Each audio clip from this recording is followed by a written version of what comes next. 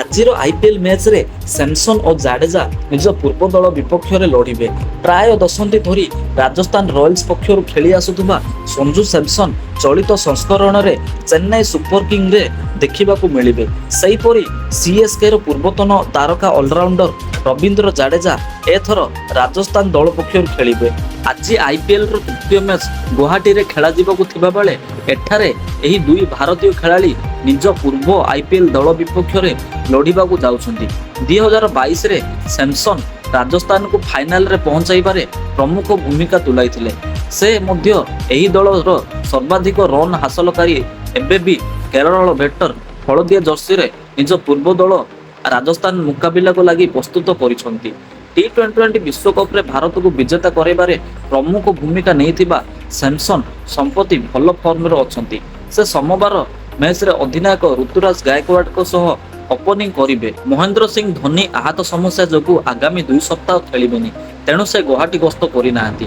ତାଙ୍କ ଅନୁପସ୍ଥିତିରେ ସ୍ୟାମସନ ଓ ଗାୟକୱାଡଙ୍କ ଉପରେ ସମସ୍ତଙ୍କ ନଜର ରହିବ। ଧୋନିଙ୍କ ଅନୁପସ୍ଥିତିରେ ଘରୋଇ T20ରେ ଚମତ୍କାର ପ୍ରଦର୍ଶନ କରିଥିବା 20 ବର୍ଷ ବାମହାତୀ ସ୍ପିନ୍ ଅଲରାଉଣ୍ଡର ପ୍ରଶାନ୍ତ ବୀର ଓ ବିସ୍ଫୋରକ ବ୍ୟାଟର ତଥା 14.20 କୋଟି ଟଙ୍କାରେ ବିକ୍ରି ହୋଇଥିବା କାର୍ତ୍ତିକ ଶର୍ମାଙ୍କ ପାଇଁ ସୁଯୋଗ ମଧ୍ୟ ଆଣିବ। ବ୍ରେଭିସ୍, ଶୁଭମ ଦୁବେ ଏବଂ ଆୟୁଷ ମାତ୍ରେ ମଧ୍ୟଭାଗ ସମ୍ଭାଳିବେ।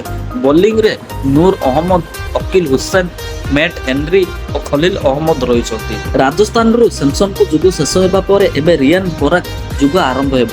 ତାଙ୍କ ନେତୃତ୍ୱରେ ନିଜ ପ୍ରଥମ ମ୍ୟାଚ୍ ଘରୋଇ ପଡ଼ିଆରେ ସିଏସ୍କେ ବିପକ୍ଷରେ ଖେଳିବ। ଜାଡେଜା ଫେରିବା ଦଳ ନିଶ୍ଚିତ ଅଭିଜ୍ଞତା ଓ ସନ୍ତୁଳତା ଆସିଥିବା ବେଳେ ତାଙ୍କ ଫିନିସିଂ ଦକ୍ଷତା ପୂର୍ବ ଭଳି ନଥିବାରୁ ଏହି ଦଳକୁ ଅସୁବିଧାରେ ପକାଇପାରେ। ବ୍ୟାଟିଂ ଦାୟିତ୍ୱରେ ଯୁବ ଓପନର ଜୟସ୍ୱାଲ ଖାନ୍ଦରେ ରହିପାରେ। ତାଙ୍କୁ 15 ବର୍ଷୀୟ ବିସ୍ମୟ ବାଳକ ବୈଭବ ସୂର୍ଯ୍ୟବଂଶୀ ଏବଂ ଫର୍ମରେ ଥିବା ସିମରନ ହେଟମାୟର ସହଯୋଗ ମିଳିଲେ ବଡ଼ ସ୍କୋର କରିପାରିବ। ବୋଲିଂରେ ଜାଡେଜା, ରବି ବିଷ୍ଣୋଇ ସ୍ପିନ୍ ଦାୟିତ୍ୱ ସମ୍ଭାଳିଥିବା ବେଳେ ଜଫ୍ରା ଆର୍ଚର ନେତୃତ୍ୱରେ ଫେସ୍ ବାହିନୀ ପଡ଼ିଆକୁ ଓହ୍ଲାଇବ।